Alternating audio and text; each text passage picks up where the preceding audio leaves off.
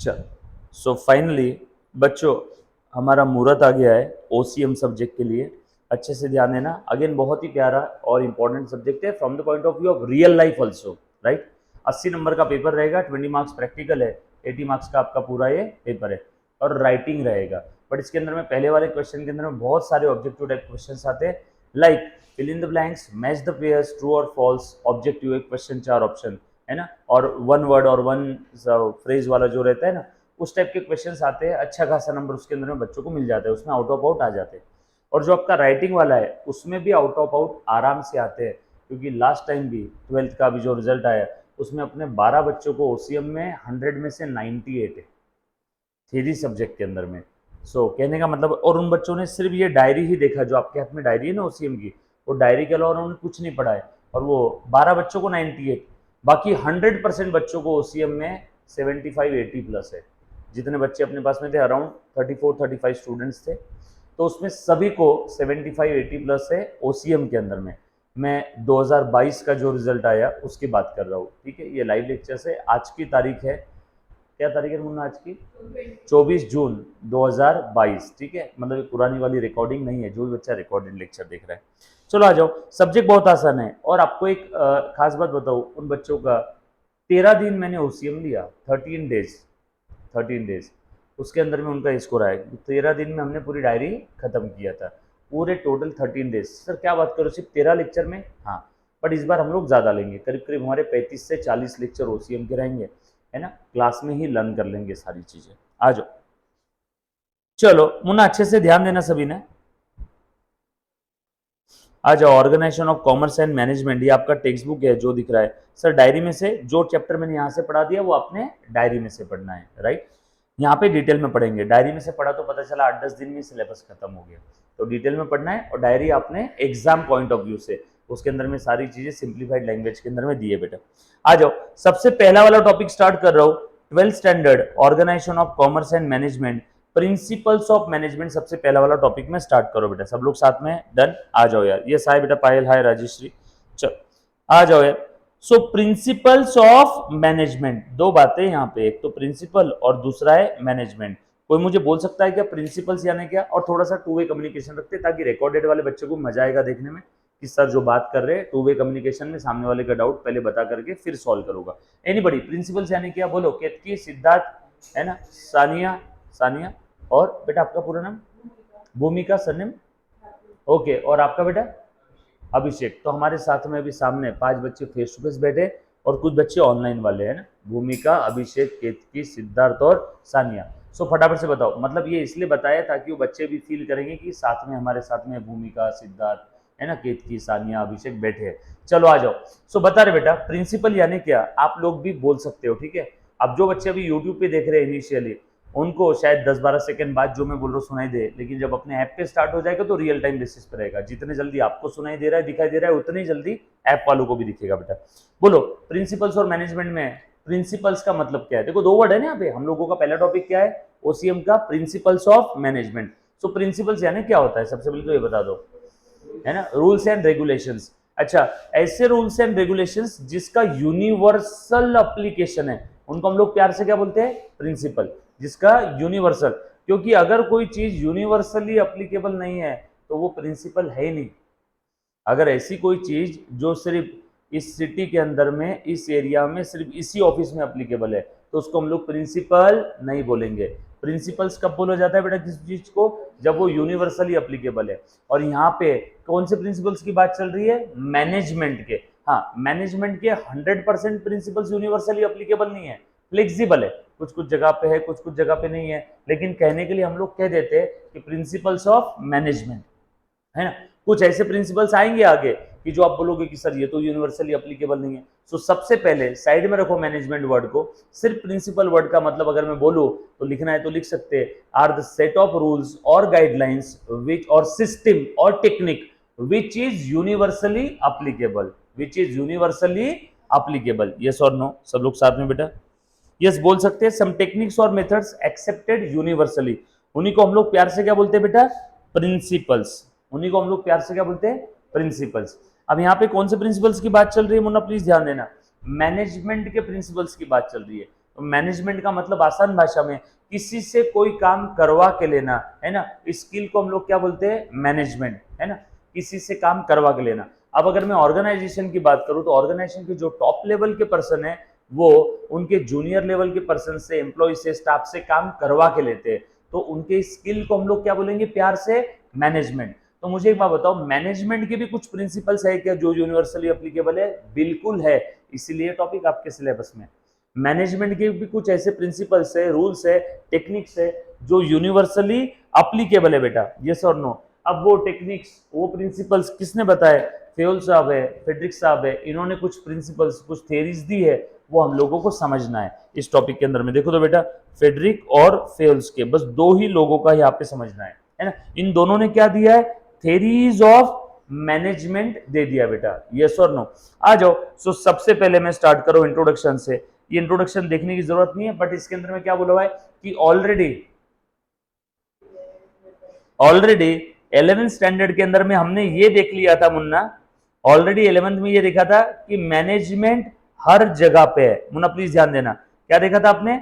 Management हर जगह पे। आप कोई भी देख लो, कोई चाहे बिजनेस प्लेस बोलो, चाहे NPO, not for profit making organisation बोलो, डब्ल्यू सेठ हलवाई पुणे, यहाँ पे भी मैनेजमेंट है क्या? जाओ तो जरा अपने चतुर्थी के दिन कितना रश रहता है, उस रश को मैनेज करने के लिए वो लोग लाइन लगाते हैं, स्टाफ बढ़ा देते हैं, फिर वीआईपी पास का अलग लाइन, नॉर्मल पास का अलग लाइन, यस और नो। फिर वहां पे जब आरती चालू रहती है तो बीच में लाइन को रोक देते हैं, फिर सबने खड़ा रहे। ये सब क्या है? मैनेजमेंट ही तो है, यस और नो। सो मैनेजमेंट चाहे आपका प्रॉफिट अर्निंग वाला कोई सेंटर रहो, चाहे समाज सेवा वाला कोई सेंटर रहो, एनपीओ, चाहे कोई कंपनी रहो, यस और नो, चाहे किसी के घर की बात हो, है ना। तो मैनेजमेंट हर जगह पे ही आपने 11th में पढ़ लिया, बट अब उस मैनेजमेंट के हम लोगों को क्या देखने हैं? प्रिंसिपल्स देखने हैं, यस और नो। आ जाओ। सो ये चीज देखने की जरूरत नहीं, हर जगह पे मतलब बिजनेस ऑर्गेनाइजेशन में भी है, not for profit making organisation में भी है, सोशल लाइफ में भी मैनेजमेंट है। आप लोग भी तो आपके दोस्तों को मैनेज करते हो via Facebook, via Instagram, yes और नो। ये सब क्या है? मुझे एक बात बताओ, फेसबुक नहीं था तो क्या दुनिया में दोस्ती नहीं थी क्या रे? दोस्ती तब भी थी, बट अब दोस्ती इतनी बढ़ गई है कि उसको मैनेज करने के लिए आप एक ऐप यूज करते हो, उस ऐप का नाम है फेसबुक, इंस्टाग्राम, व्हाट्सएप, यस और नो। तो फेसबुक, इंस्टा, व्हाट्सएप की वजह से दोस्ती नहीं हुई, ये दोस्ती को, ये सोशल लाइफ को, ये सोशल लाइफ को क्या कर रहे हैं? मैनेज कर रहे हैं। तो आपको पता है आपके सारे दोस्त एक ग्रुप में आ गए, बहुत खास दोस्त एक ग्रुप में आ गए, हेलो हाय वाले दोस्त एक ग्रुप में आ गए, आप क्या कर रहे हो? मैनेज कर रहे हो, यस और नो। सो मैनेजमेंट हर जगह पे आपने 11th में देख लिया था। उसके बाद आगे बोला है कि किसी भी ऑर्गेनाइजेशन के अंदर में अगर कोई रिसोर्सेस है, मुन्ना प्लीज ध्यान देना, जैसे मैन है, मशीन है, मनी है, तो उसी तरीका से एक इंपॉर्टेंट रिसोर्स एक और है जिसका नाम है मैनेजमेंट, जिसके बगैर मैन, मशीन, मनी के बगैर कोई धंधा रन नहीं होता, उसी प्रकार मैनेजमेंट के बगैर भी कोई धंधा रन नहीं होता। धोनी क्रिकेट तो बहुत अच्छा खेलता है, लेकिन उसका नाम सिर्फ क्रिकेट के लिए नहीं है, क्रिकेट टीम मैनेज भी बहुत अच्छे से करता है।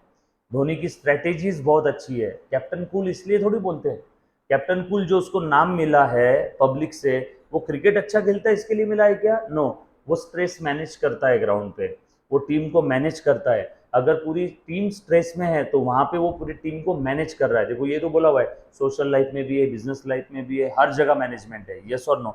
सो इसीलिए अगर किसी बिजनेस को मैनेज करना है, हम लोग तो बिजनेस के पॉइंट ऑफ व्यू से बात करेंगे, तो वहां पे management, like man money machine, management भी एक इंपॉर्टेंट टूल है। जैसे मुझे अगर यहाँ पे क्लास लेना है तो मुझे क्या चाहिए? Studio setup, AC, TV, computer, है ना। ये सारे रिसोर्सेज के साथ साथ मुझे एक रिसोर्स और चाहिए, वो है मैनेजमेंट। सो बगैर मैनेजमेंट के कोई भी धंधा रन नहीं हो सकता है। वो यहाँ पे बोला है क्या? प्लीज ध्यान देना, like machine, like material, like money, management भी ये एक इंपॉर्टेंट रिसोर्स है, ये रिक्वायर्ड सोर्स है, इसके बगैर आप धंधा मैनेज नहीं कर सकते हो। जैसे लैपटॉप जितना जरूरी है लेक्चर लेने के लिए, उतना ही जरूरी मुझे मैनेजमेंट भी है। सिर्फ लैपटॉप ले लूंगा, लेक्चर ले लूंगा, लेकिन मैनेज नहीं हो रहा है। ये सारी नोट्स जो आपके पीछे पड़ी है, ये सारी नोट्स मैंने गिनी किया जाके? नो, ये किसने काम किया है? मैंने उससे करवा के लिया है। अब ये कल बरोबर डिस्पैच होना शुरू हो जाएगी, तो ये सब क्या है? मैनेजमेंट ही तो है, किसी और से काम करवा के ले रहा हूँ, यस और नो। थोड़ा सा आगे बढ़ते हैं। इसके काफी सारे प्रिंसिपल्स है, थेरीज है और टेक्निक्स है, किसकी? मैनेजमेंट की, जिन सबसे हमें रिजल्ट मिलता है। कैसा रिजल्ट? जो ऑर्गेनाइजेशन के विजन और मिशन में लिखा हुआ है। हर एक ऑर्गेनाइजेशन का कुछ ना कुछ विजन और मिशन होता है। Are you getting my point? हर एक ऑर्गेनाइजेशन का कुछ ना कुछ विजन और मिशन होता है, तो उस विजन मिशन को मद्देनजर रखते हुए हर ऑर्गेनाइजेशन के ओनर्स, डायरेक्टर्स, मैनेजमेंट क्या करते हैं, काम करते हैं, यस और नो। तो बस उसी के लिए मैनेजमेंट ये एक इंपॉर्टेंट रिसोर्स है। सो जैसे आप बोलते हो ना पैसा जरूरी है धंधे में, उसी प्रकार से धंधे में मैनेजमेंट भी जरूरी है। अनिल अंबानी, मुकेश अंबानी जब दोनों अलग हुए थे, धीरूभाई अंबानी जब भगवान जी के पास चले गए, दोनों अलग हुए, दोनों के पास बराबर की प्रॉपर्टी बांट के गए थे वो, यस और नो। एक ने उस प्रॉपर्टी को ठीक से मैनेज किया, मुकेश अंबानी साहब आगे निकल गए, दुनिया में टॉप 5 के अंदर में आते हैं अमीर लोगों में। एक ने ठीक से मैनेज नहीं किया, इंसॉल्वेंट हो गया। आपको मालूम है अनिल अंबानी टेक्निकली इंसॉल्वेंट हो गए, उनके छोटे भाई, यस और नो, टेक्निकली इंसॉल्वेंट हो गए वो, यस और नो। क्या था, पैसा दोनों के पास था, जमीन दोनों के पास थी, फैक्ट्रीज दोनों के पास थी, एक ने मैनेज किया, एक ने मैनेज नहीं किया, इसीलिए पैसा, मशीन, आदमी, रिसोर्सेस, एम्प्लॉइज दोनों के पास थे। बट मुकेश अंबानी साहब के पास मैनेजमेंट अच्छा था, इनके पास मैनेजमेंट का स्किल नहीं था, ऐसा हमें लगता है। प्लीज अगर ये इस मुद्दे को, नहीं तो काफी बार क्या होता है वीडियो के अंदर में ऐसी चीज देख लेते हैं तो वो चीज को कि देखो अनिल अंबानी के बारे में गलत बोल रहा है, मैं गलत नहीं बोल रहा हूँ, ऐसा लगता है जो मैंने काफी सारे न्यूज़पेपर और आर्टिकल से पढ़ा हुआ है, तो मैं उनके हिसाब से बता दूं, ये मेरा पर्सनल ओपिनियन नहीं है, ठीक है। सो प्लीज ध्यान देना। सो इन ब्रीफ मैं बोल सकता हूं management is the set of strategic goals in accordance with the vision mission of the organisation. और जब ऑर्गेनाइजेशन के सारे रिसोर्सेस एक हार्मोनी में काम करते हैं, है ना, ऑर्गेनाइजेशन के सारे फंक्शंस एक डायरेक्शन को मद्देनजर रखते हुए काम करते हैं। अब जैसे पंकज यहाँ पे काम कर रहा है, उसका ऑब्जेक्टिव क्या है बेटा, बच्चे तक वीडियो लेक्चर बुक्स प्रॉपर पहुंचना चाहिए, सबका ऑब्जेक्टिव क्या है, बच्चे का रिजल्ट अच्छा आना चाहिए। अब उसका रिजल्ट अच्छा आना चाहिए तो मैं टीचिंग कर रहा हूँ, वो नोट्स भेज रहा है, और अगर कुछ क्वेरी है टेक्निकल तो वो देख रहा है, स्टडी रिलेटेड क्वेरी मैं देख रहा हूँ, बच्चे अगर यहाँ पे आते हैं तो उनको बैठने की जगह प्रॉपरली अरेंज हो रही नहीं हो रही, रोहित देख रहा है। तो हर कोई काम कर रहा है, लेकिन सबका जो रिजल्ट है वो अल्टीमेट रिजल्ट वो एक ही है, इसको बोलते हैं यूनिडायरेक्शनल रिजल्ट। कोई बैटिंग कर रहा है, कोई बॉलिंग कर रहा है, कोई कीपरिंग कर रहा है ना, कोई चेयर्स कर रहा है, बट सबका रिजल्ट क्या है कि हमारी टीम जीतनी चाहिए। यूनिडायरेक्शनल रिजल्ट में हर कोई काम करता है और उनसे काम करवा के लेना, इसको बोलते हैं मैनेजमेंट, यस और नो। ये बात समझ आई सभी को। तो ये तो सारी चीजें आपने कहां देखी थी, 11th में, यस और नो। आ जाओ अब थोड़ा सा हम लोग मीनिंग डेफिनेशन की बात करते हैं। तो सबसे पहले मैं बात कर रहा हूं प्रिंसिपल की, सबसे पहले मैं बात कर रहा हूं प्रिंसिपल्स की। सो प्रिंसिपल्स यानी ये वो स्ट्रेटेजीज और टेक्निक्स है, ये सिस्टम है जो यूनिवर्सली अप्लीकेबल है, उन्हीं को हम लोग प्रिंसिपल बोलते हैं। ऐसी अगर कोई चीज जो यूनिवर्सली अप्लीकेबल नहीं है उसको प्रिंसिपल बोलेंगे नहीं। ऐसी कोई चीज जो सिर्फ एक कोई स्पेसिफिक जगह पे अप्लीकेबल है उसको प्रिंसिपल बोलेंगे क्या। जैसे एक प्रिंसिपल का एग्जांपल बताऊं मैं, for example gravity universally applicable है, यस और नो, बोल सकते हैं ना। ग्रेविटी, ग्रेविटी हर जगह पे है, ऐसी कोई जगह है कि पृथ्वी पे जहाँ पे ग्रेविटी नहीं है, यस और नो। सो मैं बोल सकता हूँ ग्रेविटेशनल फोर्स के भी कुछ प्रिंसिपल है, बोल मुन्ना, बोल बोल बोल। अर्थ के कोर में कौन जाकर के धंधा करता है, समझ में आया क्या। यूनिवर्सली का मतलब बेटा प्लीज ब्रह्मांड मत समझना, वरना एक बच्चे ने बोला अर्थ के कोर में ग्रेविटी नहीं है, लेकिन मैं एक चीज बोलना चाहूंगा, अर्थ से तू अगर 12 किलोमीटर ऊपर भी चले जाए तो वहां पे भी ग्रेविटी नहीं है। सो व्हेनेवर मैं इस सब्जेक्ट के अंदर में बात करूं यूनिवर्सली, तो समझना इस पृथ्वी के सरफेस पे, यस और नो, ना ऊपर ना नीचे, यस और नो, क्लियर। चलो इसको सर्टन लैंग्वेज बोलते हैं, जैसे कि इसने मेरे शब्दों का एज इट इज मतलब निकाला, मैं इसको कभी भी गलती से भी घर पे चाय पीने नहीं बोलूंगा, और ऐसा नहीं बोलूंगा कि भाई इसे अपना ही घर समझ। जैसे मैंने बोला ये बोलेगा सर लाओ रजिस्ट्री के पेपर मेरे नाम पे करो, आपने बोला नहीं इसे अपना ही घर समझो। जैसे हम लोग हमारे घर पे गेस्ट आते हैं तो उनको कंफर्टेबल करने के लिए बोलते हैं ना कि इसे अपना ही घर समझो सर, आराम से। तो जैसे मैंने बोला इसे अपना ही घर समझो, वो आ गया पेपर लेकर के सर साइन करो, यस और नो। तो it is a certain language. जैसे यहाँ पे जब यूनिवर्सली एप्लीकेबल की बात आती है, इसका मतलब मंगल चांद पे मत पहुंच जाना, मंगल पे नहीं पहुंचना है, सिर्फ पृथ्वी के सरफेस की बात चल रही है यहाँ पे, राइट। सो हम लोग बोल सकते हैं प्रिंसिपल जो हर जगह एप्लीकेबल है वो एक फंडामेंटल ट्रूथ है और प्रपोजिशन जिसकी वजह से हम लोग कुछ बोल सकते हैं, that serves as a foundation for system of belief और बिहेवियर और for a chain of reasoning. मतलब ये वो चीज है जिसके ऊपर हम लोग भरोसा कर सकते हैं। मुझे मालूम है मैं बिल्डिंग के ऊपर खड़ा होकर के ऐसा कभी नहीं करूंगा, एक कदम ऐसा बाहर निकल के, मुझे मालूम है मैं भरोसा करता हूं उस चीज पे कि मैं गिर जाऊंगा नीचे। यस और नो? क्योंकि ग्रेविटी नाम का जो प्रिंसिपल है वो हर जगह अप्लीकेबल है, मैं भरोसा उस पर करता हूं, वो एक सिस्टम ऑफ बिलीफ है। समझ में आ रहा है कि सभी को? यस और नो? डोंट वरी, आपको एज इट इज ये डेफिनेशन कभी कोई एग्जाम में नहीं पूछेंगे कि इसकी डेफिनेशन लिखो, है ना। इसमें मोस्ट इंपॉर्टेंट है हेनरी फ्योल साहब के प्रिंसिपल, जो टोटल 14 प्रिंसिपल है इस टॉपिक में, उसके ऊपर क्वेश्चन आने के चांसेस सबसे ज्यादा है। और दूसरा सिग्निफिकेंस और एडवांटेजेस, सिग्निफिकेंस और advantages of principles of management, और तीसरा फीचर्स। तो तीन जो है इसमें कॉन्सेप्ट, फीचर्स, सिग्निफिकेंस और फ्योल साहब के 14 प्रिंसिपल, उसके ऊपर एग्जाम में आने की चांसेस संभावना बहुत ज्यादा है। एक बार फिर से बोलूं, फीचर्स, सिग्निफिकेंस और फ्योल साहब के 14 प्रिंसिपल, जो पिछले मैं कई एग्जाम्स का जो एनालिसिस कर रहा हूं मैं उस हिसाब से बता रहा हूं बेटा। देन आ जाओ, सो आगे बढ़ते हैं। इन सिंपल वर्ड्स, टेक्निक और system which gives one direction, जो मैंने अंडरलाइन किया आपने बस उतनी ही चीज अंडरलाइन करना है, उससे ज्यादा नहीं, आपने बस उतनी चीज अंडरलाइन करना है। देखो बेटा, which gives one directional result are called as principle. जैसे अब क्रिकेट टीम के अंदर में हर कोई खेल रहा है, सबके काम अलग अलग है, लेकिन रिजल्ट कैसा है? वन डायरेक्शनल है, यूनि डायरेक्शनल रिजल्ट है। यस और नो? इसीलिए उन्होंने भी कुछ प्रिंसिपल बना दिए। जैसे मैं अगर बात करूं क्रिकेट टीम की, तो कुछ प्रिंसिपल्स है। जैसे अब अगर पिच आपकी वो कहते हैं थोड़ी बहुत गीली है, तो वहां पे स्पिनर होना चाहिए, स्पीच एकदम कड़क है तो वहां पे फास्ट बॉलर, वहां पे कुछ प्रिंसिपल्स बन गए। स्पीच का वो सर्वे करते ना, ऐसा चेक करते हैं स्पीच को हाथ लगा के, हाँ आज की जो पिच है वो बहुत ही मतलब कैसा है, उसमें नरमी है ना, गर्मी है, तो स्पिनर आज ज्यादा चलेगा। ये प्रिंसिपल है, इसको कोई चेंज नहीं कर सकता। तो क्रिकेट टीम की भी अगर मैं बात करूं तो हर कोई एक ही डायरेक्शन में काम कर रहा है, बट देखो प्लीज ध्यान देना, सबका जो ऑब्जेक्टिव है क्या है? टीम जीतना चाहिए। सबका ऑब्जेक्टिव क्या है बेटा? टीम जीतना चाहिए। इसको हम लोग कहते हैं यूनि डायरेक्शनल रिजल्ट। सबके फंक्शंस अलग अलग है, लेकिन रिजल्ट कैसा है बेटा? Unidirectional result. यस और नो? सो प्लीज ध्यान देना, this principles are universally applicable everywhere.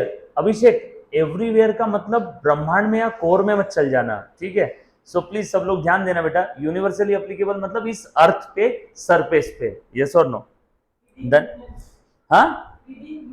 हाँ विद इन ह्यूमंस, वो भी बोल सकते हैं। चलो बिल्कुल सही है। आगे, due to basis of the principles manager need not to work on a trial on error basis. ये बहुत प्यारी चीज उन्होंने बोली है, एग्जाम में काफी बार ऐसा क्वेश्चन आ चुका है। मुन्ना प्लीज ध्यान देना, इस सेंटेंस का मतलब समझ लेना बेटा आप लोगों ने। देखो, आप लोगों को ग्रेविटी ये प्रिंसिपल है कि नहीं है, ये ट्रायल एरर बेसिस पे चेक करने की जरूरत है क्या? चलो पहले माले से एक काम करते हैं, सामने ऐसे कूद के देखते हैं, ट्रायल एंड एरर, गिरते हैं तो ग्रेविटी है, नहीं गिरा तो ग्रेविटी नहीं है। ऐसा कोई ट्रायल एरर करता है क्या? नो। आपको पता है वो है, और वो ही चीज अब मैं यहां पे बता रहा हूं एक सेंटेंस में। ये प्रिंसिपल्स की वजह से ही मैनेजमेंट को ट्रायल एरर करने की जरूरत नहीं है। मुझे पता है अगर मेरे स्टाफ ने आप लोगों को अच्छी सर्विस नहीं दिया तो आप लोग डेफिनेटली क्लास छोड़ के चले जाओगे, ये प्रिंसिपल है धंधे का। तो इसमें मैं ट्रायल नहीं करूंगा, चल ना एक काम करना, आज बच्चों को साथ गाली गलौज करके देख, चल ट्रायल करते। अगर वो छोड़ के नहीं गए तो समझेंगे गाली गलौज भी दिया तो चलेगा, अगर वो छोड़ के चले गए तो गाली गलौज दिया हुआ गलत है। ये ट्रायल एरर कोई करेगा क्या? नो, हमें पता है ना। सो ये प्रिंसिपल है कि आप आपके कस्टमर को अगर अच्छा सर्विस दोगे तो डेफिनेटली आपका सेल बढ़ेगा। दिस इज प्रिंसिपल, इसे ट्रायल एरर बेसिस पे चेक करने की जरूरत नहीं है। समझ में आया? सो वही यहाँ पे लिखा हुआ है। इसी कारण ये प्रिंसिपल्स ऑलरेडी लिख करके गए हैं बहुत सारे लोग, तो इसीलिए मैनेजर्स को कभी भी ट्रायल एरर करने की जरूरत नहीं है। मालूम है ऐसा किया ऐसा होगा, ऐसा किया ऐसा होगा। समझ में आ रहा है बेटा सभी को? सो ट्रायल एरर करने की जरूरत नहीं है बेटा। बहुत इंपॉर्टेंट सेंटेंस था, प्लीज ध्यान देना। अब ये यहाँ पे क्रिकेट टीम का अपना वो एग्जांपल है, फिर से देखने की जरूरत नहीं है बेटा। देन आ जाओ, अब ये nature of the principles of management, जहां पे भी प्रिंसिपल ऑफ मैनेजमेंट आ जाएगा मैं पॉम बोल दूंगा, ठीक है? अभी तक हमने प्रिंसिपल नहीं पढ़े, जो दिए हैं फ्योल साहब ने वो नहीं पढ़े। हम लोग देख रहे हैं कि जो मैनेजमेंट के 14 प्रिंसिपल है उनका नेचर कैसा है, मैनेजमेंट के जो 14 प्रिंसिपल्स है उनका सिग्निफिकेंस क्या है, मैनेजमेंट के जो 14 प्रिंसिपल्स है उनके फीचर्स क्या है, वो सारी चीजें हम लोग पहले पढ़ लेंगे। जैसे प्लीज ध्यान देना, अभी तक मैं ऋतिक रोशन से नहीं मिला, लेकिन मैं ऋतिक रोशन से मिलने के पहले आपको बता रहा हूं कि ये जो इंसान है जिससे आप आगे मिलने वाले हो, ये उसके फीचर्स है। ये जो इंसान है जिससे आप आगे मिलने वाले हो, अभी तक हम लोग प्रिंसिपल से मिले हैं क्या? नो, प्रिंसिपल इस टॉपिक में आगे आने वाले हैं। टोटल 14 प्रिंसिपल है फ्योल के, वो आगे आएंगे, लेकिन उनसे मिलने के पहले हम लोग प्रिंसिपल का फीचर्स है ना, सिग्निफिकेंस, नेचर, जो भी है सारी चीजें समझ रहे। सो पहला वाला ने देखो, एक important question exam point of view में जो आ सकता है, मुन्ना प्लीज ध्यान देना, nature of management principle theory question के लिए इंपॉर्टेंट है। मैनेजमेंट प्रिंसिपल्स जो है आगे पढ़ने वाले इस टॉपिक में, उनका नेचर कैसा है, यस और नो, है ना। अब ये इंसान के नेचर की बात नहीं चल रही है, प्रिंसिपल ऑफ मैनेजमेंट के नेचर की बात चल रही है। पहला, यूनिवर्सल एप्लीकेशन। अब ध्यान देना, जो चीज इंपॉर्टेंट है उसको मार्क करूंगा, पेपर में उससे ज्यादा मत लिखना, आउट ऑफ आउट नंबर आ जाएंगे। जो इंपॉर्टेंट है वो ही मार्क करके दूंगा, ठीक है, और रिवीजन करने के लिए सबसे ज्यादा आसान हो जाएगा। चलो उन्हें ध्यान देना, यूनिवर्सल एप्लीकेशन है मतलब क्या रे बेटा, है ना, मैनेजमेंट के जो प्रिंसिपल्स है वो यूनिवर्सली एप्लीकेबल है। एक्सेप्शन है इसके अंदर में, एक्सेप्शन है। अब मैन्युफैक्चरिंग इंडस्ट्री से रिलेटेड कुछ प्रिंसिपल है, वो सोल प्रोप्राइटरी या सर्विस इंडस्ट्री में एप्लीकेबल रहेंगे क्या? समझ में आए सभी को? हाँ, कहने के लिए कह देते कि प्रिंसिपल्स ऑफ मैनेजमेंट का यूनिवर्सल एप्लीकेशन। कुछ ऐसे प्रिंसिपल्स है जो जापान में एप्लीकेबल है, हो सकता है यूएस में धंधे से रिलेटेड वो प्रिंसिपल एप्लीकेबल नहीं है, या इंडिया में एप्लीकेबल नहीं रहेंगे। सो कुछ एक्सेप्शंस है, but otherwise majority of the principles were applicable universally. So धंधा चाहे भारत में करना हो, धंधा चाहे अमेरिका में करना हो, धंधा चाहे जापान में करना हो, कस्टमर को सेटिस्फाई करना ही पड़ेगा। धंधा चाहे भारत, अमेरिका, जापान कहीं पे भी करना हो, आपको कॉज एंड इफेक्ट रिलेशनशिप समझना ही पड़ेगा। धंधा चाहे कहीं पे भी करना हो, आप लोगों को क्वालिटी और क्वांटिटी की तरफ ध्यान देना ही पड़ेगा। तो ऐसे कुछ प्रिंसिपल्स है जो हर जगह एप्लीकेबल है। इसीलिए पहला नेचर, प्लीज ध्यान देना बेटा, नेचर ऑफ द प्रिंसिपल्स हम लोग पढ़ रहे हैं, नेचर ऑफ द फॉर्म, बरोबर। तो पहला क्या है, ये यूनिवर्सली एप्लीकेबल है, यूनिवर्सल एप्लीकेशन है इनको, यूनिवर्सल मतलब अर्थ पे। चलो, so principles of management are universal in nature, बस इतना ही अंडरलाइन करो फटाफट से, are universal in nature. That means they can be applied to, देखो क्या अंडरलाइन किया, applied to all type of organisation, applied to all type of organisation. आगे देखो, irrespective of size and nature, organisation छोटी हो बड़ी हो, बरोबर है क्या? कुछ ऐसे प्रिंसिपल्स है जो सभी के लिए एप्लीकेबल है। एक एग्जांपल, कस्टमर सर्विस, हेयल साहब ने बोला है कस्टमर को सर्विस अगर तुम अच्छी दोगे तो सेल बढ़ेगा, प्रिंसिपल है। एक प्रिंसिपल और मैं बताऊं, पढ़ाई से रिलेटेड, पढ़ाई करोगे, अच्छी पढ़ाई करोगे, अच्छे नंबर से पास होगे, प्रिंसिपल है। कोई चेक करता है क्या बच्चा? नहीं नहीं, मैं एक काम करता हूँ, इस बार पढ़ाई नहीं करता हूँ, देखता हूँ अच्छे नंबर से पास हो जाए, कोई ट्रायल एरर करेगा?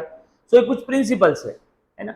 सुबह जल्दी उठोगे, रनिंग करोगे तो आगे बीपी, शुगर, हार्ट की प्रॉब्लम नहीं आएगी, प्रिंसिपल है। बट हम लोग कौन से प्रिंसिपल पढ़ रहे हैं? मैनेजमेंट के, उसमें भी कहाँ के?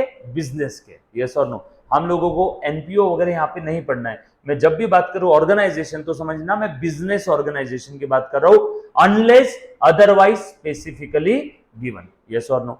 सो ध्यान देना बेटा, सो सारे टाइप के ऑर्गेनाइजेशन को एप्लीकेबल है। रिजल्ट में वेरी एंड एप्लीकेशन में be modified but these are suitable for all coin, बस इतना ही अंडरलाइन करो, रिजल्ट्स में वेरी, प्लीज ध्यान देना।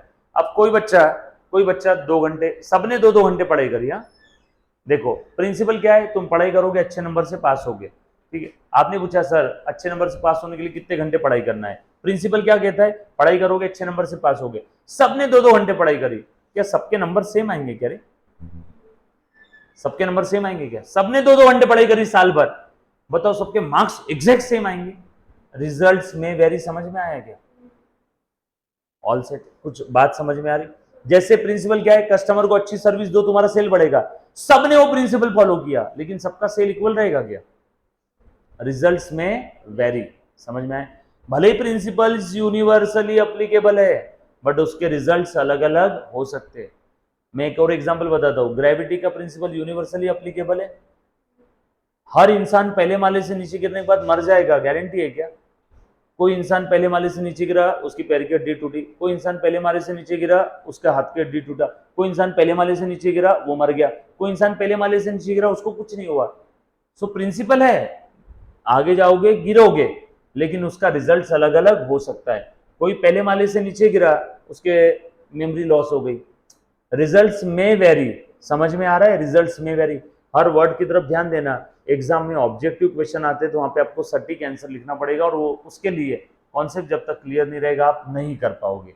लास्ट टाइम तो भी मैंने सिर्फ 15-16 लेक्चर के अंदर में सारी चीजें खत्म की, बट इस बार हमारे पास समय अच्छा है, जल्दी हमने स्टार्ट किया है। लास्ट टाइम एग्जाम के 15 दिन पहले हमने ओसीम पढ़ा था, कारण था उसके पीछे आप लोगों को मालूम है, पहले जो एक XYZ हमारे साथ थे मित्र हमारे, बट इस वो तो लास्ट टाइम के भी बच्चों ने बोल दिया था कि सर आप लो करें, तो वही एक रीजन है, उस कारण से हमने लास्ट के 15 दिन में किया था, और ये डायरी वगैरह भी तभी हमने बना ली थी लास्ट के समय।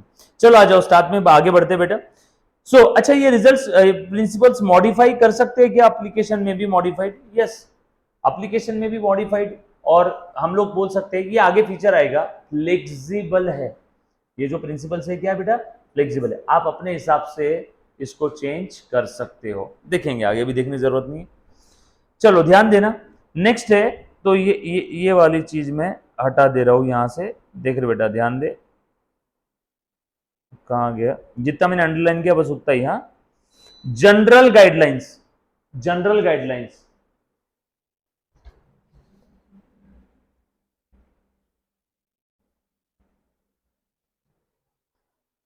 आजा बेटा, देख ध्यान दे, management principles provides general guidelines in tackling the situations.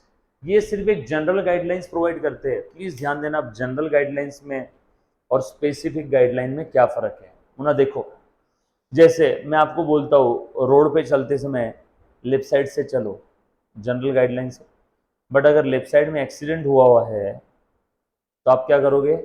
Right से आगे निकल जाओगे। नहीं नहीं, सर ने बोला लेफ्ट साइड से ही चलना है, और आप वहां रुक गए शाम तक, कोई फायदा है क्या? ये जनरल गाइडलाइंस है, unless otherwise specifically given general guidelines follow करेंगे। लेकिन कुछ एक्सेप्शनल सिचुएशन आ जाती तो वहां पे हमें जनरल गाइडलाइंस को थोड़ा साइड में रखना है। कुछ एक्सेप्शनल सिचुएशन में हम लोग जनरल गाइडलाइंस को क्या करते हैं बेटा? थोड़ा साइड में रखते हैं। यस और नो? ठीक है, चलो। सो आप अगर कोई प्रिंसिपल फॉलो कर रहे हो तो प्लीज ये उम्मीद मत रखना कि जो मुकेश अंबानी को रिजल्ट मिला सेम हमें मिलेगा। These are general guidelines, coaching class are just guiding hands. अगर कोचिंग क्लास के पास अगर स्पेसिफिक सटीक फ्रेम होता हर चीज का कि बस ये कर लिया, ये प्रिंसिपल फॉलो किया तो सबको रिजल्ट आएगा, तो हर एक बच्चा मेरिट में आता। इसलिए बोला जाता है coaching classes are just guiding hands. Yes और नो? हम लोग जनरल गाइडलाइंस प्रोवाइड करते हैं, सब्जेक्ट पढ़ा देते हैं पूरा, और आपको गाइडलाइन देते हैं कि रिवीजन करो, आपको गाइडलाइन देते हैं कि समय समय पे नोट्स बनाओ, आपको गाइडलाइन देते हैं कि रेगुलर क्लास में आओ। सो हम लोग आपको जनरल गाइडलाइंस देते हैं, बट हर इंसान उसको कितना किस हद तक फॉलो करता है उसके ऊपर रिजल्ट डिपेंड करता है। यस और नो? और सबने अगर 100% फॉलो भी किया तो भी रिजल्ट अलग अलग आएगा। हमने अब ऑलरेडी ऊपर वाले पॉइंट में देख लिया, रिजल्ट्स में वेरी। सो एग्जाम के अंदर में इसके ऊपर ट्रू और फॉल्स काफी बार पूछा हुआ है कि प्रिंसिपल्स ऑफ मैनेजमेंट फॉलो करने के बाद, है ना, सबने अगर सेम प्रिंसिपल फॉलो किया तो रिजल्ट सेम आएगा, ट्रू और फॉल्स। 80% बच्चे लिखते हैं ट्रू, जो कि गलत है। करेक्ट आंसर क्या है बेटा इसका? फॉल्स। भले ही हर कोई सेम सारे प्रिंसिपल सेम हद तक फॉलो करता है तो उसको रिजल्ट सेम नहीं मिलेगा, रिजल्ट्स में वेरी। यस और नो? सो प्लीज ध्यान देना बेटा अच्छे से सभी ने, इसके अंदर में बस इतना ही प्लीज ध्यान देना। ये जनरल गाइडलाइंस है, ये रिजिड नहीं है, है ना सर? रिजिड नहीं है मतलब क्या? जैसे मैंने आपको बोला जनरली लेफ्ट से चलो, अब भैया सामने एक्सीडेंट हुआ है तो वहां पे इतना भी क्या रिजिड बन रहे हो, राइट से चल जाओ ना। नहीं सर, आपने बोला था लेफ्ट से चलना है। अरे वो जनरल गाइडलाइन थी, उसको आप मॉडिफाई कर सकते हो। प्रिंसिपल्स ऑफ मैनेजमेंट ये कैसे है? फ्लेक्सिबल है। फ्लेक्सिबल है मतलब ये रिजिड नहीं है, मतलब उससे हम लोग चेंज और मॉडिफाई कर सकते हैं। यस और नो? क्लियर? इसलिए जनरल गाइडलाइन। अगर इसमें चेंजेस नहीं हो सकते थे, जैसे प्लीज ध्यान देना, लॉ की कुछ प्रोसीजर होती है, वो जनरल गाइडलाइन नहीं है, वो स्पेसिफिक गाइडलाइन है, आपको ऐसा ही करना पड़ेगा, इसके अंदर आपके पास कोई ऑप्शन नहीं है। जैसे अगर मैं कोई प्रॉपर्टी परचेस कर रहा हूं तो उसकी जो प्रोसीजर है, मुझे रजिस्ट्रार ऑफिस में जाना है, सेल डीड करना है, सेल डीड के ऊपर मेरा साइन रहेगा, उसी जगह पे रहेगा, है ना, उसी समय जाना है, फोटो निकलेगा, मेरा आधार कार्ड का एड्रेस रहेगा, मैच करेंगे, स्टैंप ड्यूटी पे करना है, ये स्पेसिफिक गाइडलाइन है, इसमें आप अपने मन से चेंज नहीं कर सकते। सर स्टैंप ड्यूटी 10 लाख हो रही थी, मेरे पास 6 लाख है, 6 भी ले लो, 4 बाद में लेना, नहीं चलेगा। सो लॉ की जो गाइडलाइंस होती है स्टैट्यूटरी गाइडलाइंस, वो स्पेसिफिक होती है, बट मैनेजमेंट प्रिंसिपल्स की जो गाइडलाइन है वो कैसी है, जनरल गाइडलाइन है। एक और एमसीक्यू, इसकी गाइडलाइन स्पेसिफिक है जनरल है, करेक्ट आंसर जनरल। आ जाओ। सो उसके बाद आगे बढ़ते बेटा, मुन्ना प्लीज ध्यान देना। Next, principles are formed by practice and experiments. अच्छा, आप भी आपके प्रिंसिपल्स बना सकते हो, जैसे मैंने मेरे स्टडी से रिलेटेड कुछ प्रिंसिपल्स बनाए जो मैंने आपके ओसीएम के बुक के अंदर में लिख करके दिए, ओसीएम की डायरी के अंदर में दिख रहा है क्या? मैंने अभी नहीं, जब मैं सीए फाइनल में था तब मैंने बनाया था स्टडी रिलेटेड प्रिंसिपल। नहीं नहीं नहीं नहीं, पहले पेज पे देखो, हाउ टू स्टडी दिया हुआ है आपको, देखना बेटा, एकदम पहले स्टार्टिंग वाले पेज पे देखना सब लोग, है ना, दिख रहा है क्या? चेक करो, दिया है हाउ टू स्टडी, उसमें 4 स्टेप्स लिख करके दी क्या? वो 4 स्टेप दुनिया की कोई किताब में नहीं मिलेगी, है ना, जब तक किसी ने कॉपी ना किया होगा, क्योंकि वो मैंने मन से बनाए हुए प्रिंसिपल है, जो मैं फील करता था उस समय कि बच्चों को क्या तकलीफ आती है पढ़ाई करते समय, तो ये मैंने कुछ जनरल गाइडलाइंस उसमें दे दी है। समझ में आ रहा है क्या? और ये गाइडलाइंस में जब चाहूँ तब मैं मॉडिफिकेशन भी कर सकता हूँ। ये फ्लेक्सिबल है, रिजिड है क्या? ऐसा कंपलसरी है क्या हर इंसान ने वैसे पढ़ाई किया तो ही मेरिट आएगा? नो, अलग तरीके से भी किया तो भी मेरिट आ सकता है, इसीलिए मैंने कुछ जनरल गाइडलाइंस दे रखी है। अगर वो ही करने से मेरिट आता तो उसका मैं कॉपीराइट ले लेता। समझ में आया क्या? नहीं भैया, मैं सबको नहीं बताऊंगा, जो मुझे पेमेंट करेगा मैं उसी को बताऊंगा। क्लियर है? कुछ बात समझ में आ रही? इसको मॉडिफाई या चेंज कर सकते हैं, यस। अच्छा, ये प्रैक्टिस और एक्सपेरिमेंट से आती है, हर कोई प्रैक्टिस और एक्सपेरिमेंट करता है। आप लोग भी फील करते होंगे काफी बार, मॉर्निंग में सुबह सुबह जब भी आप उठ जाते हो, मुन्ना प्लीज ध्यान देना, जब भी आप सुबह सुबह उठते हो तो आपने फील किया, एक्सपेरिमेंट किया, हाँ यार आज तक सुबह उठ के पढ़ाई नहीं किया, सुबह उठ के पढ़ाई मस्त होती है। उसके बाद में आपने वो फील किया, एक्सपेरिमेंट किया, आपने प्रिंसिपल बना दिया कि अभ्यास करावा तर सकाळीच, आपने क्या बना दिया? प्रिंसिपल। मैं रात का कीड़ा हूं, मैं रात में मेरी बहुत अच्छे से पढ़ाई होती है, मैंने मेरा प्रिंसिपल बना दिया कि पढ़ाई रात में ज्यादा अच्छी से होती है, यस और नो। तो हर इंसान अपने अपने एक्सपेरिमेंट्स के वजह से कुछ प्रिंसिपल्स डेवलप करता है अपनी अपनी प्रैक्टिस के अनुसार। कुछ लोग बोलते हैं मिलके अच्छे से पढ़ाई होती दोस्तों के साथ, कुछ बोलते हैं कि नहीं मुझे अकेला रहना ज्यादा पसंद है, अकेले से ज्यादा अच्छे से पढ़ाई होती है। कुछ लोग अपोजिट सेक्स वाले के साथ बैठ करके पढ़ाई करते, लड़का लड़की रही तो ज्यादा अच्छे से पढ़ाई होती, फालतू बकर नहीं होती। कुछ लोग सोचते हैं कि नहीं नहीं यार बीच में बकर होना जरूरी है, लड़का लड़का मिलकर पढ़ाई करते। सबके अपने अपने प्रिंसिपल्स है, और वो कैसे डेवलप होते हैं? By the practice and experiment, yes और नो। सो प्लीज ध्यान देना, बस यहाँ पे इतना ही इंपॉर्टेंट है, are developed gradually with thorough research work, with thorough research work, that's it. ये आपने हेडिंग वाला भी सेंटेंस लिख दिया तो भी मोर देन सफिशिएंट है बेटा। चलो क्या आगे? उसके बाद फ्लेक्सिबल, ये हमने ऑलरेडी देख लिया। फ्लेक्सिबल का मतलब क्या होता है? जब आप चाहो तब आप उन प्रिंसिपल्स को चेंज कर सकते हो, मॉडिफाई कर सकते हो अपनी जरूरत के अनुसार, अपनी जरूरत के अनुसार। प्लीज ध्यान देना, इसका बेस्ट एग्जांपल बताता हूं, जितने भी एग्जांपल बता रहा हूं रियल लाइफ के, वो आपने सारे क्या करना है बेटा? हमेशा ध्यान रखना है। मुन्ना प्लीज ध्यान देना, प्लीज ध्यान देना, जरूरत के अनुसार आप मॉडिफाई कर सकते हो। जैसे किराना दुकान था पहले, किराना दुकान कैसे मैनेज होती है बताओ तो? अनऑर्गेनाइज वे में। किराना दुकान का कोई सिस्टम होता है क्या? सारा सामान ऐसा लगता है किराना जाने के बाद आंख पे गिरने वाला है अब हमें, लेकिन उसके बाद उस सिस्टम के अंदर में उस किराना दुकान मैनेज करने के प्रिंसिपल्स में चेंज किया जरूरत के अनुसार। कौन आ गया? बिग बाजार। उसके अंदर में और चेंज किया अपनी जरूरत के अनुसार, कौन आ गया? D mart. समझ में आए? सो हर किसी धंधा वही है, अपनी अपनी जरूरत के अनुसार उसके अंदर में क्या किए? चेंजेस किए। और मोस्ट प्रूवन मॉडल किसका है मालूम है क्या? D mart. बोल बेटे। यस बोल सकते, बट आपको किसने बोला कि आप कॉपी नहीं कर सकते? वॉलमार्ट का कोई कॉपीराइट थोड़ी लेके रखा। अब केतकी ने एक बार सुबह पढ़ाई कर ली तो ब्रह्मांड में बाकी कोई सुबह पढ़ाई करेगा तो केतकी बोलेगी क्या? नहीं नहीं, सुबह का पढ़ाई करने का प्रिंसिपल मेरा है। समझ में आया क्या? ऐसा नहीं, बिल्कुल आप धंधा कर सकते हो किसी की तरह। अब रिलायंस जो काम कर रहा है वो काम तू भी कर सकता है। हाँ, ऐसा कोई इंटेलेक्चुअल राइट, ऐसा कोई कॉपीराइट जिसका पेटेंट सिर्फ रिलायंस के पास है ना?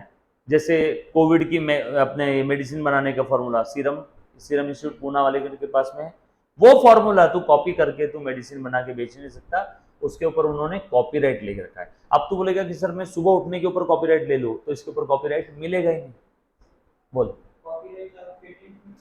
देख बेटा, कॉपीराइट मतलब क्या है? जैसे मैंने एक बुक लिखी अकाउंट्स की, और मेरे पास में ये अजीत लॉ हाउस वाला पुणे वाला जो है उसका एक पब्लिशिंग हाउस है, मेहता पब्लिशिंग हाउस, वो मेरे पास आया, वो मुझे बोला कि सर आपने जो अकाउंट्स का बुक लिखा उस बुक की नंबर ऑफ कॉपीज बना करके मुझे बेचना है। तो प्लीज मुझे उस बुक को कॉपी करने का अधिकार दो। तो मैं उसको कॉपी करने का अधिकार दे रहा हूं, तो वो मेरी बुक को कॉपी करेगा और वो मार्केट में बेचेगा। और मैंने उसको बोला कॉपीराइट के लिए मुझे लमसम आज 10 लाख रुपए दे दे और हर बुक के पीछे 20 रुपए मुझे मिलना चाहिए, बरोबर है क्या? तो ऐसा मैंने उसके साथ कॉन्ट्रैक्ट कर लिया। कुछ बच्चे बोलेंगे सर आपको भी समझेगा उसने कितनी बुक बेची, तो होगी कुछ उससे अंदर टर्म्स एंड कंडीशन कि इसी जगह से प्रिंट निकलेगी बुक और कोई दूसरी जगह से नहीं निकलेगी, और पता चला तो 1 करोड़ का फाइन रहेगा। तो इंसान क्या करता है, वो टर्म्स एंड कंडीशन फॉलो करता है। ये कॉपीराइट, बरोबर है। अब अगर मैं बात करूं पेटेंट की, प्लीज ध्यान देना अच्छे से। अब जैसे मैंने ये आपको पेटेंट की अगर मैं बात करूं, तो मैंने बटन, ये पहले बटन बटन नहीं था, पहले कपड़े लोग लपेटते थे, पहले लोग कपड़े लपेटते थे शरीर पे। बटन देखा कभी महाभारत रामायण के अंदर में कभी बटन वाले शर्ट देखे क्या? नो, बटन वाला बाद में आया ना। तो जिस किसी ने फर्स्ट टाइम ये बटन का लेके आया था ना कि ऐसे भी कपड़े को हम लोग अटका के रख सकते हैं, तो उसने इस बटन के ऊपर और ये क्लिप के ऊपर, इसके ऊपर क्या ले लिया होगा? पेटेंट ले लिया। मैंने कोई ऐसा प्रोडक्ट बनाया जिसका मैंने पेटेंट ले लिया। मैंने एक प्रोडक्ट बनाया, मान लो आपको समझाने के लिए, मैंने कोई अगर टेक्नोलॉजी की बात करूं, मैंने एक ऐसा डिवाइस बना लिया जो डिवाइस अगर आप मुंह में रख लो तो आपके दिमाग में जो भी डेटा है उस डिवाइस में पेनड्राइव की तरह कॉपी हो जाएगा। तो उसके ऊपर मेरा क्या रहेगा? पेटेंट रहेगा। यस और नो? सो पेटेंट जनरली चीजों पे होता है। कॉपीराइट जो आपका इंटेलेक्चुअल वाली चीज है, जैसे बुक्स, ऑथर लोग बुक्स लिखते हैं ना, आपका चेतन भगत के नॉवेल्स है, उसके ऊपर वो कॉपीराइट रहता है। इसलिए कोई भी किताबों के ऊपर देखो ऐसा सी लिखा हुआ होता है और एक सर्कल होता है ना, ये दिखता होगा ना आपको, सी और कॉपी, ये और आगे लिखा रहता है all copyrights are reserve with this publishing house. Yes और नो? क्योंकि उन्होंने खरीदा हुआ है। ऑथर से कॉपीराइट खरीदते हैं, जिसने कोई नया प्रोडक्ट बनाया उससे पेटेंट खरीदते हैं। यस और नो? क्लियर? डन? उस पे भी हर बुक पे रहेगा। चलो आगे, उसके बाद आगे बढ़ते हैं बेटा। सो प्लीज ध्यान देना, then are the behavioural in nature. इनका नेचर कैसा है बेटा? बिहेवियरल इन नेचर मतलब क्या? प्रिंसिपल्स ऑफ मैनेजमेंट का एक इंपॉर्टेंट है, एक इंपॉर्टेंट नेचर है, ये बिहेवियरल है। सर बिहेवियरल मतलब क्या? मुझे एक बात बताओ, मैनेजमेंट यानी क्या होता है? इंसानों से काम करवा के लेना, मतलब इसमें ह्यूमन इंटरवेंशन है। और जहां पे इंसान आ गए ना, वहां पे सबके अपने अपने ईगो आ गए। कभी किसी का मूड खराब है तो उससे कैसे काम करवा के लेना, कभी किसी का मूड बहुत अच्छा है तो कैसे काम करवा के लेना, कभी कोई डिप्रेस्ड है तो कैसे काम करवा के लेना। क्योंकि मैनेजमेंट में ह्यूमन इंटरवेंशन बहुत ज़्यादा है, इसीलिए प्रिंसिपल्स ऑफ मैनेजमेंट को भी बिहेवियरल इन नेचर बोला हुआ है। जैसे अगर मैं मिलिट्री के मैनेजमेंट की बात करूँ, यस और नो, बहुत स्ट्रिक्ट है। यस और नो? अगर मैं बच्चों के क्लासेस की बात करूँ, KG1 KG2, तो वहाँ पे इतना स्ट्रिक्ट नहीं रहेगा, इसलिए बच्चे इधर उधर घूमते खेलते कूदते वहीं क्लास में सुसु कर देते। समझ में आया क्या? भले समझदारी भी है बट फिर भी उनको कुछ ऐसा है गम नहीं। सो मैनेजमेंट की बात करा तो वहाँ पे आ जाता है इंसानों से काम करवा के लेना, और जहाँ पे इंसान आ गया वहाँ पे बिहेवियर आ गया। इसीलिए प्रिंसिपल ऑफ मैनेजमेंट का एक इंपॉर्टेंट नेचर है, ये क्या है बेटा? बिहेवियरल है इन नेचर। इसका मतलब बता दो मुन्ना, प्लीज ध्यान देना।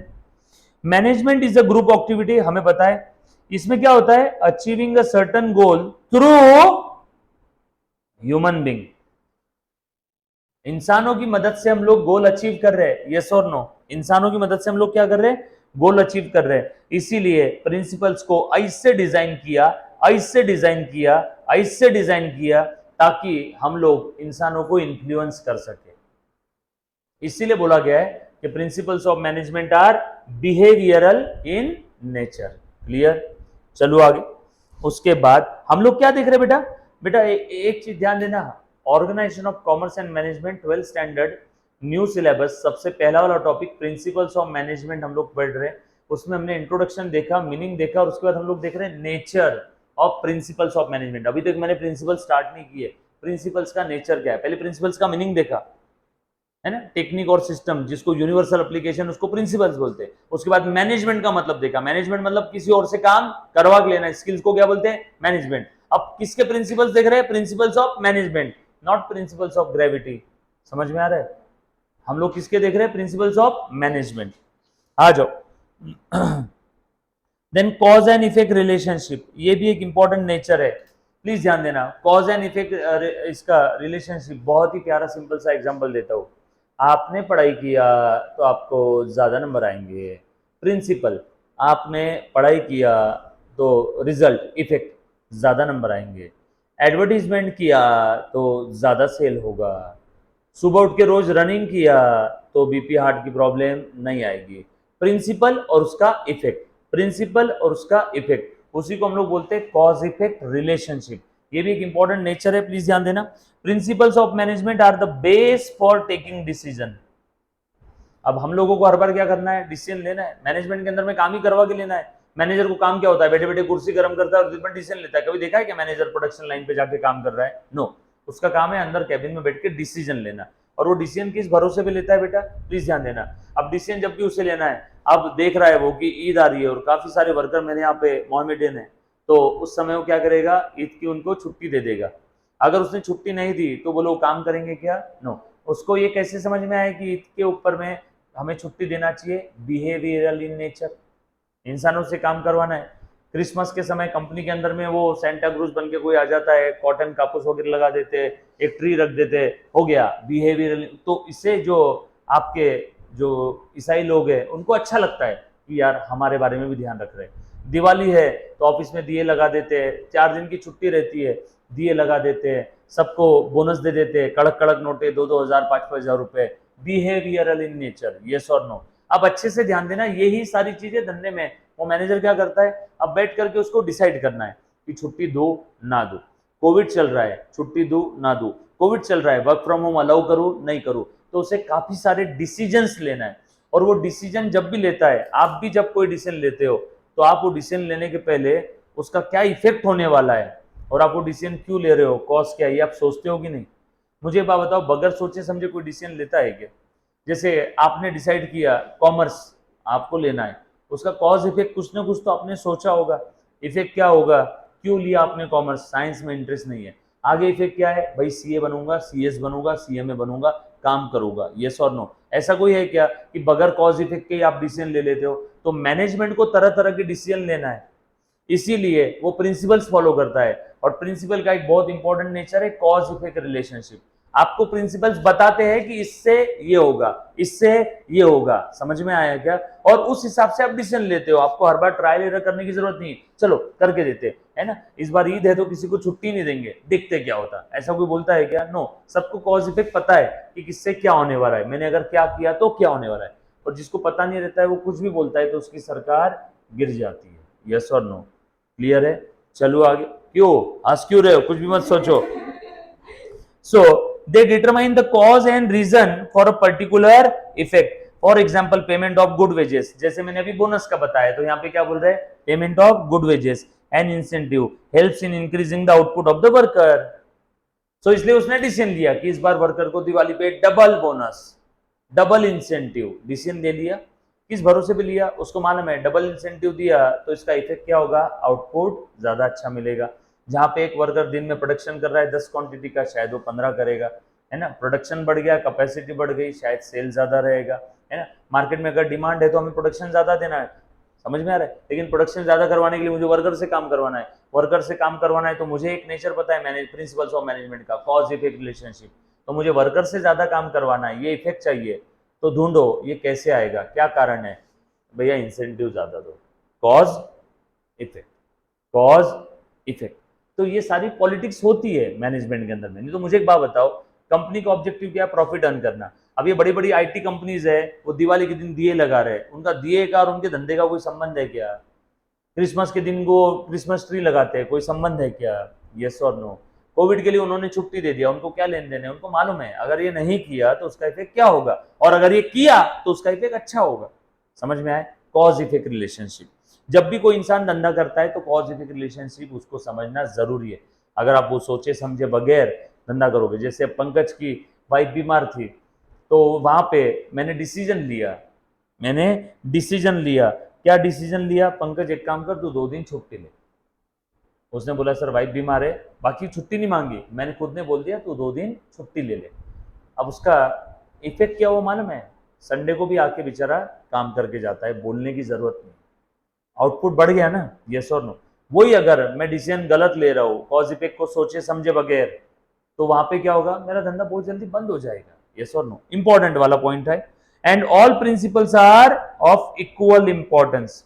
Last but not the least, सारे प्रिंसिपल्स इक्वल इंपॉर्टेंट है। सर कौन से प्रिंसिपल? अभी तक पढ़े नहीं हैं, अभी तक हमने प्रिंसिपल्स पढ़े हैं क्या? नो। सारे प्रिंसिपल्स इंपॉर्टेंट है, इतना ध्यान रखना। वेट, मैंने ये बोला सारे प्रिंसिपल इक्वल इंपॉर्टेंट है, मैंने ये नहीं बोला कि सारे प्रिंसिपल इक्वली अप्लीकेबल है हर ऑर्गेनाइजेशन में, मैंने ये नहीं बोला। हो सकता है कुछ ऑर्गेनाइजेशन में फ्यूल्स आपके 14 में से 4 ही प्रिंसिपल अप्लीकेबल है। समझ में आया क्या? मैंने क्या बोला? सारे प्रिंसिपल इंपॉर्टेंट है, इसका ये मतलब नहीं कि सारे के सारे प्रिंसिपल हर ऑर्गेनाइजेशन में अप्लीकेबल रहेंगे। मैंने सिर्फ ये बोला सारे प्रिंसिपल्स क्या है, इंपॉर्टेंट है। मैं बार बार इसके ऊपर इसलिए जोर दे रहा हूं क्योंकि ट्रू और फॉल्स आया था एग्जाम में कि all principles are equally important, word की जगह क्या लिख दिया? अप्लीकेबल। बच्चे को सिर्फ इतना याद था, all principles are equal important, या इंपॉर्टेंस की जगह क्या लिख दिया? Equally applicable. अब बताओ क्या है? False. All principles are equal important, true. All principles are equally applicable, false. समझ में आया कैसे एग्जाम में क्वेश्चन आते हैं? सो ये देखने की जरूरत नहीं, बस इतना ही बोला हुआ कि सारे प्रिंसिपल्स इक्वली इंपॉर्टेंट है, बस इतना ही सेंटेंस लिखना, इससे ज्यादा लिखने की जरूरत नहीं है। उसके बाद अब इसका एडवांटेजेस क्या है बेटा? ये क्या चीज है? एडवांटेजेस और सिग्निफिकेंस और एडवांटेजेस और बेनिफिट। शाम तेरे कितने नाम। सो एग्जाम में अगर कुछ भी क्वेश्चन आया तो आप लोग बोल सकते हो एडवांटेजेस, बेनिफिट्स और सिग्निफिकेंस। क्या क्या एडवांटेजेस, सिग्निफिकेंट और बेनिफिट है, मुन्ना प्लीज ध्यान दे दे। It provides the useful insight to the manager. बच्चों एक काम करेंगे, एडवांटेजेस हम लोग देखने वाले नेक्स्ट लेक्चर में। I think it's 7:28 now. इसके बाद हमारा सीए फाउंडेशन का लेक्चर रहेगा एक 5 मिनट के ब्रेक में। सो आज हमने क्या देखा बेटा? Introduction, meaning and nature. Yes और नो? डेफिनेशन याद नहीं किया तो भी चलेगा। किसका इंट्रोडक्शन, किसका मीनिंग, किसका नेचर? प्रिंसिपल्स ऑफ मैनेजमेंट का। क्या हमने प्रिंसिपल्स अभी तक स्टार्ट किए? नो। प्रिंसिपल्स कब आएंगे? आगे। ये देखो, ये है हमारे फेयल साहब, धन्यवाद सर इतने प्यारे प्यारे थियरी प्रिंसिपल्स हम लोगों को देने के लिए, है ना। देखो ये टोटल 14 प्रिंसिपल है क्या इनके? यस। ये 14 प्रिंसिपल्स एकदम रियल लाइफ एग्जांपल के साथ पढ़ेंगे, लाइफ टाइम आपको याद रहेगा एकदम मजे से, ठीक है, चिंता मत करना। बाकी आज के लिए छोटू से मेरे 2 शब्द समाप्त कर रहा हूँ। इट्स 7:30 नाउ, सीए फाउंडेशन का लेक्चर हम लोग स्टार्ट करेंगे। इतना आगे मैं मेरे 2 शब्द समाप्त करके आपसे विदा ले रहा हूँ। Thank you so much guys.